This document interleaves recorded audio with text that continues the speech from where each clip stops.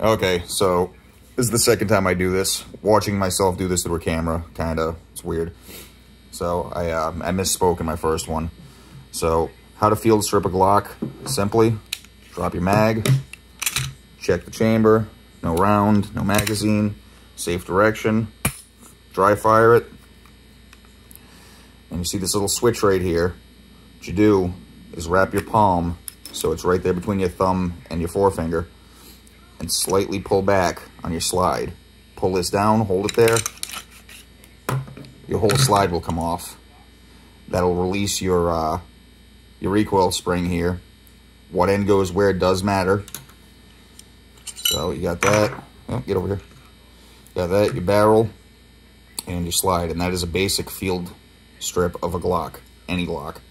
So you got your extractor over here, and you can see right here this little square part that's not protruding at all. Focus, you fuck. It's flush right now. Now I'll show you after when there's a round chambered. If you're in the dark and you feel that and it's not protruding, that means you are not chambered and you are not ready to rock. So I'll show you what to look for in a second. So to put this back together,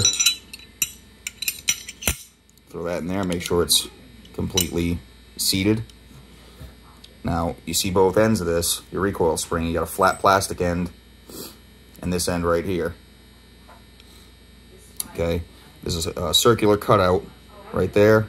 You throw this guy up here, and that has to be made to go through that hole.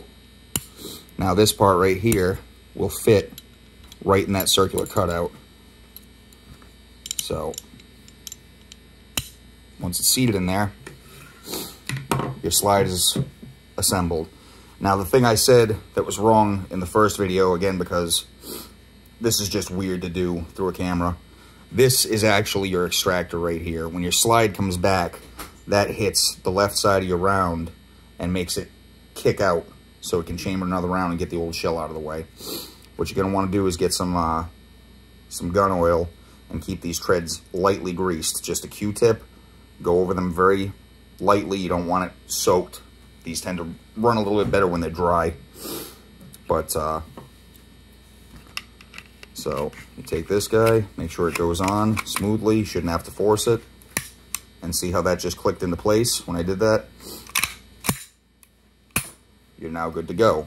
Now what I was going to show you is when there's no round chambered, you cannot, this is completely flush. That's an extractor right here. That grabs onto the rim of your cartridge and makes sure it goes in and out of the barrel properly.